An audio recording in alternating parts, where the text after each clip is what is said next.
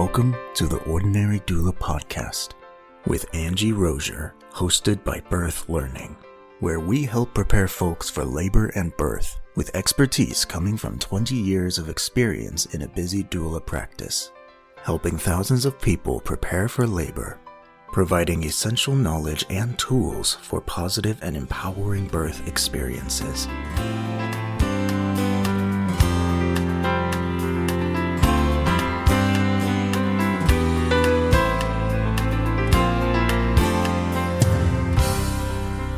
Hello, my name is Angie Rozier, and this is the Ordinary Doula Podcast. Happy to be with you today. Spend a little time. Maybe you're a birth junkie. Maybe you're expecting your first, your sixth. Maybe, I don't know. I don't know why people listen to this, but I'm glad you do. Thanks for being here. Today, I want to talk about a topic that's really common during childbirth, and that is the use of Pitocin and the mechanism of Pitocin. So, Pitocin, you may have heard about, is very, very commonly used in our modern birth practices. It's an intervention, right? You've probably heard that it starts labor or gets contractions, what we call longer, stronger, closer together. It's funny, fun little, I have a friend who used to do a chant, longer, stronger, closer together, to get to active labor, right? So, yeah, Pitocin kind of gets people into longer, stronger, closer together contractions, which is the gold standard of progress during labor. But I want to talk about how it interacts in the body, how it's different from what the body might be doing on its own anyway.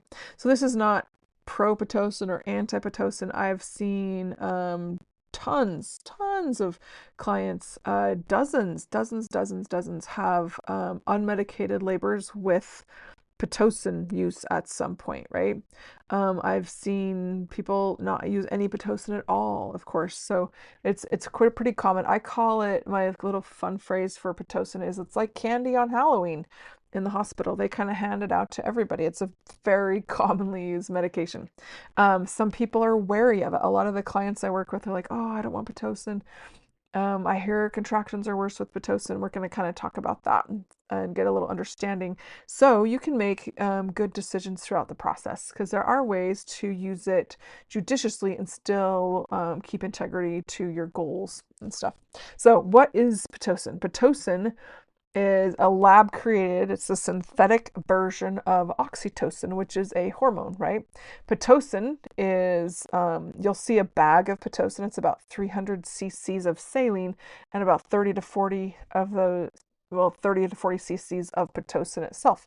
So it's quite diluted actually when it's administered. It is given through an IV, which goes into the arm usually. This can be used to several ways, actually, to induce labor, which means to just start it, right? Not contracting, we want to start contractions. It is also used to augment labor, so that means we are in contractions, we just want to get them longer, stronger, closer together. If we're stalled out for some reason, or contractions are spacing, or they're not very strong, it might augment labor. And then it's also used afterwards. A lot of people, I think, don't realize this, but it's used afterwards in pretty large amounts, relatively speaking, to help prevent and treat postpartum bleeding. So afterwards, people, whether they know it or not, are given quite a lot of Pitocin, usually 2 bags of Pitocin. So you're getting anywhere from 60 to 80 milliunits of Pitocin afterwards, where they use it quite slowly before and quickly after labor or after birth. So some things that are different between oxytocin and Pitocin that I like people to understand is it's the same type of hormone. It has a very similar effect, and most women's bodies are incredibly responsive to Pitocin. Pitocin has what we call a short half-life, which means it reacts very quickly, and it starts reacting quickly and it stops reacting quickly. So we're going to see an effect when we start using it fairly soon. And when we turn it off, we're also going to see that effect go away. But it has a very different delivery system, obviously, right? So natural oxytocin, which is the hormone that we call it the love hormone, right? It's a hormone that's released during orgasm and intercourse and during breastfeeding and just when you're feeling warm and fuzzy, like it's a happy hormone. And this is released in the brain, right? So in the hypothalamus, releases this hormone, and it puts it into the pituitary gland, and the pituitary gland releases it in pulses. So it's not a constant steady stream, but it releases it in pulses. It kind of works as a feedback loop. So when the body's feeling good, not even just the body, like the emotions as well, when you're in a comfortable safe space and just again feeling nice and cozy. I don't know, whatever that means to you. Maybe you've got a cup of tea and a Hallmark movie playing and your fuzzy socks are on, or maybe it's a beautiful sunshiny spring day. You can smell flowers outside and hear birds chirping. That, everyone has their own different make me happy scenarios, as well as those in our life that we feel close to and love. This comes from lots of different sources, things that bring joy. You're not going to feel a lot of oxytocin on a regular basis during like something stressful or a fight or flight situation, which sometimes labor is. And so we have these interesting balancing hormone there. But when it comes from our own brain, it's kind of pushed out impulses as needed by the body, right? It's called the Ferguson reflex. So, and things that set this off during labor, right? The labor process again it's not super cozy in and of itself, but the labor process of birthing a baby puts off the Ferguson reflex, which pushes Pitocin out of the pituitary gland in little pulses. So it's not constant and steady. So one of these things could be the baby's head pushing pressure on the cervix. That's going to pop out oxytocin, right? The brain's going to release oxytocin, which increases contractions, and the baby's head is pressing on the cervix, which increases contractions. So that more pressure is more oxytocin. It's kind of this feedback loop, right? And what's kind of cool about that is oxytocin is often tied to, even during labor, safety, privacy, an emotional state that is positive. So that's all kind of cool, and it's really neat how it works in our bodies. Now, Pitocin works a little bit differently. This is a continuous intravenous drip, right? So not even a drip, just a flow. So it's a continuous versus pulsatile or pulsating, right? When it's just pushing out in as needed and as prompted by the body. So Pitocin is delivered in a steady drip. It's not responsive to the body feedback. We miss that Ferguson reflex where we have that feedback where pressure means more Pitocin, which like that positive pressure or that positive cycle in our bodies. So it doesn't react the same way in real time anyway, but we can keep it pretty steady for good or bad. It does not cross the blood or the brain in the same way. Sorry, it doesn't cross the brain in the same way, which we call the blood-brain barrier. So it doesn't affect the emotions. It just affects the uterus, the muscle of the uterus, to make it contract. So we don't create that same emotional response that is related to safety, privacy, a positive emotional state. Like we said, your Hallmark movie and your fuzzy socks. Like we're not going to get that kind of a buy-in when we're getting from the brain when we're getting Pitocin in a drip. So the endorphins, and if endorphins are a chemical in your brain that kind of takes pain down, honestly, like if you exercise or go running or something, you're going to have these fun, happy chemicals in your brain rushing around that make that easier to do, and they can last in your brain for quite a while. When your body is getting oxytocin, the endorphin response is matching what the uterus is accomplishing. But we don't get that same brain response from Pitocin, synthetic oxytocin, which is Pitocin. So that is sometimes what's challenging, because our brain is like, oh, I'm not feeling warm fuzzy socks here. I'm like, just have a really contracting uterus is what I have from Pitocin. So contraction patterns, if we were to, I don't know if we had some way to compare, if we could, it's hard to compare situations, but if we could have a woman in labor without Pitocin, but just with the use of oxytocin from her own body, and then her twin sister next to her, I don't know, her exact same self having Pitocin contractions, those might look a little different on the monitor. They're definitely going to probably feel a little bit different inside the person's head, but closer, stronger, longer, closer together is what we're going for with Pitocin, and often the body will get there as well. But sometimes there are times that we do need to prompt things along and get them stronger longer, closer together. So this is dose dependent. Pitocin is often what we call titrated or really cautiously used in a really careful, accurate manner. It's increased gradually. Like we don't blast people with Pitocin. We're not going to start it at like 20 millunits or anything. It's usually started very low at 2 millunits, 4 millunits, and it's dose dependent. It's increased gradually. And so kind of the whole point of it is getting people into this active labor pattern, which means contractions are closer, stronger, closer, longer, stronger, closer together, is that fun chant. Longer, stronger, closer together. And more Pitocin does usually mean more uterine stimulation. Now, some people are really sensitive to Pitocin and at 2, 3, 4 milliunits might be having a fabulously strong contraction pattern, where other people, it gets upwards of 15, 16, 20 before they start feeling anything going on. There's no right or wrong. It's just how your body responds.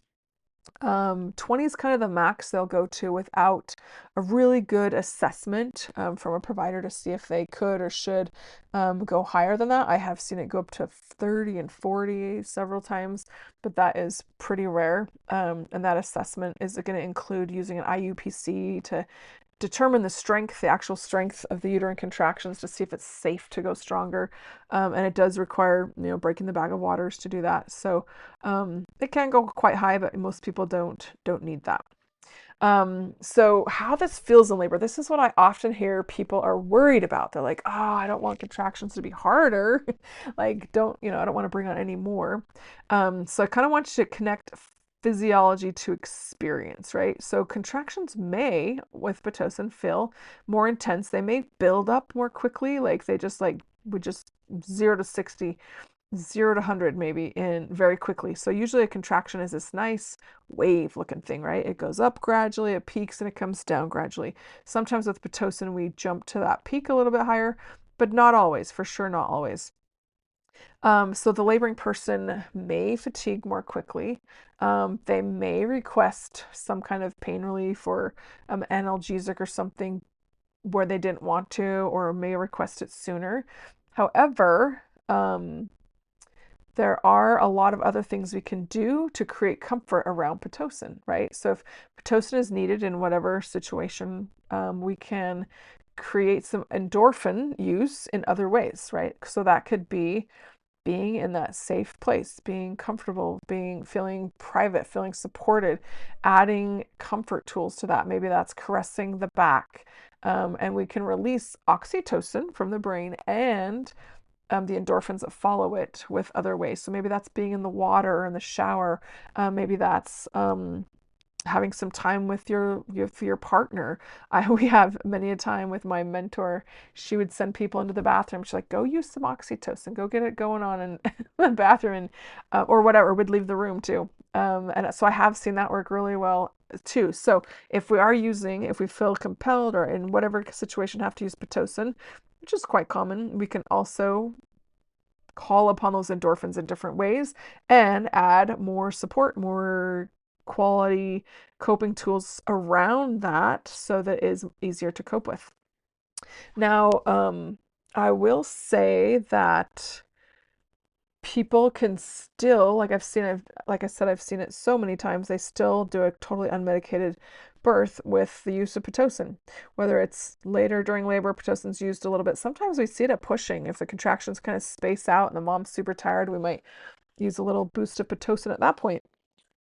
But you can ask your nurse, talk to your nurse, share what your goals are with her, whether you want a delayed epidural, whether you don't want an epidural, whether you're nervous about Pitocin. And so often, I don't think I've ever, maybe for a long time anyway, not seen this work where like just request, can we just start it really low, like the lowest possible dose, and raise it gradually, right? And see how you respond to it, right? Sometimes a nurse will come in and a lot actually. We'll start at 4, raise it to 8 millunits 30 minutes later, and then 12, 30 minutes later, 16, 20. So we get to the max pretty quickly within a couple, 2 or 3 hours. But also very, very easy to request in my experience. Like, can we start at 2 and raise it really gradually. So maybe we're raising it every 45 or 60 minutes, and see how the body responds. So that's kind of being more intentional about it and having a nice, easy, gradual buildup to what we want to be longer, stronger, closer together contractions. So Pitocin is not the end of your desires for sure. Some people, I taught a birth class this week, and one of the moms said, "When do we get Pitocin?" She was super excited for it. It was like a rite of passage. I'm like, "Well, you might not." But it was interesting. I'm like, yeah, it's that common that she's like, all right, when does that start? Which may or may not, right? Now, use of Pitocin does come with continual fetal monitoring. A lot of people are getting that anyway in different situations. So we're going to be continuously checking in and seeing how the baby's doing with this because um, we're making these contractions longer, stronger, closer together. So I want to make sure the baby's doing okay with that. It's a synthetic hormone kind of creating contractions that the body might not necessarily be giving yet. So the contractions might be pretty frequent. They might be pretty strong. Now, some people have frequent and strong contractions all on their own without Pitocin, right? When your body's giving it to your body, it's safe for the baby, right? But when Pitocin's involved, it's kind of an extra little oomph for a little bit of strength that we got to be cautious with. So we really monitor baby's tolerance of labor and of uterine activity because uteruses can get tired from a lot of Pitocin too. Because it's just like the Pitocin doesn't let the uterus tire out, right? It's just like we're stimulating it. If it's going to get tired and wants to take a break, we're just going to keep stimulating it. So the use of Pitocin can lead to more hemorrhaging afterwards. Kind of the way we manage labor during labor can influence how the uterus behaves after labor. If it's exhausted or tired or done contracting, which we really needed to contract afterwards, that might be something that we're more cognizant of if we're using Pitocin. So this happens not because Pitocin is bad, but because it works, right? Because it can be a powerful tool in cases where it's needed. So we got to kind of watch the consequence of using that tool. So bringing all things into balance when Pitocin is helpful sometimes. There are some cases where I'm like, let's please get some Pitocin started. And some of my clients are resistant. Totally get it. I would be too. If I was having a baby, I'd say, no, thank you. But in some cases, as time goes on, the hours are ticking by and we're not doing a whole lot. And we finally say agree to a tiny bit of Pitocin. Maybe we get it up to 4 millunits, and then boom, we have this beautiful contraction pattern that's making progress. We like to do that strategically before people get too wiped out, right? Sometimes we can use Pitocin in post-date pregnancies to help labor to begin if we need it. Let's say the water's been released and then we're not having labor contractions. We can kind of prompt them with, again, negotiate a low dose, slow and slow, to get contractions going. Maybe labor has slowed down or stalled out at a certain point. It can be a good tool to kind of bring it back into focus. And then, like I said, most people are going to get 2 bags of Pitocin afterwards to prevent postpartum hemorrhaging. I was at a birth this week that was perfect and beautiful. It was a VBAC. This mom had a cesarean for a breech a few years ago and wanted to go unmedicated then, but was not able to because the baby was breech. And this time had a beautiful, she looked like so peaceful. It was wild all through labor. Pushed her baby out. It was a short labor, very minimal bleeding. I think it was 200 cc's. And her doctor said, okay, can we start Pitocin? And she said, actually, can we wait a little bit and see how things are going? The doctor gave her the information. She said it does prevent postpartum hemorrhaging, but yeah, let's see in your case that you look like a good candidate not to use it. And so we didn't use it. They were obviously checking her fundus, making sure it was firm and nice and centered, and she did not get use of Pitocin, but of course she was offered it for the afterwards. So there are some trade-offs. There's some things to consider. I just like people to know that it's a tool. It's one of many, many tools that can be available. And we can use that tool a tiny, tiny little bit, can make a difference sometimes. We know, this is the trade-off, there's a little bit less of a physiologic feedback loop, but we can make up for that with using other comfort measures and coping mechanisms. It may increase intensity, but it may help labor to move along and to get done so we're not exhausted, right? Sometimes people are worried about a cascade of interventions coming after that, and it may cause stronger contractions than the baby likes, right?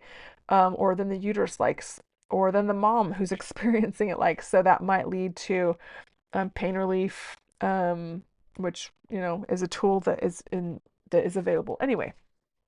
But I just wanted folks to stay grounded if the use of Pitocin is approached.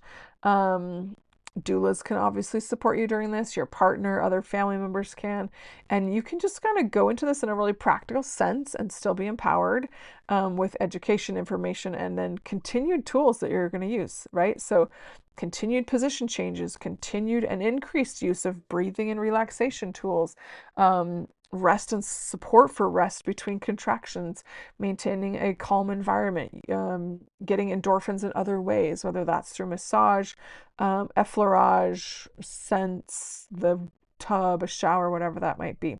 So you can still have a very supported, connected birth, unmedicated if you desire, in lots of cases with the use of Pitocin. And I jokingly I call it candy on Halloween. It's not my favorite how much we use it because it takes away, I as a doula, this is where my head is, like physiologic birth generally works. And we like to, just because we can, we do it. So we will interrupt it quite frequently. Sometimes it's super great. We're really grateful for interventions. Sometimes we're like, maybe we don't have to do that just habitually, right?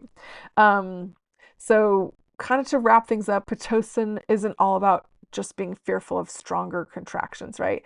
It is a different hormonal experience in your mind. So I like people to be prepared and ask the questions. Ask for a little bit of wiggle room on the dose and the speed of increase, so you can feel more grounded and more involved in your choices, right? So I always encourage people to be curious about things. Like, don't be scared of it right away.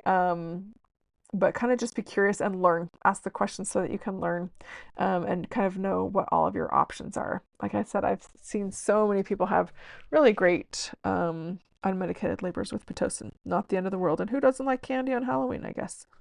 So hopefully that helps you get a little bit of understanding of why and how Pitocin's different than when we don't use Pitocin, and how we can make up for that in a couple of different ways by asking for a low, slow dose and creating endorphins, that chemical feedback loop that will create kind of chemical coping mechanisms naturally in your body by doing other things.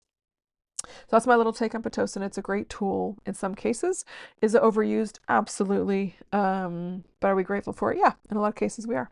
Hopefully that helps you a little bit as you prepare for birth and labor. I wish you the very best. I hope everyone, I just love it when people have a good positive birth experience. That's so important to me. So I hope that you do. And as we wrap up tonight, I just want to encourage you to reach out to someone, make a human connection with someone. That is so important. We need each other. So please reach out to someone and let them know they're important to you. Hope you have a great day, and we'll see you next time here on the Ordinary Doula podcast.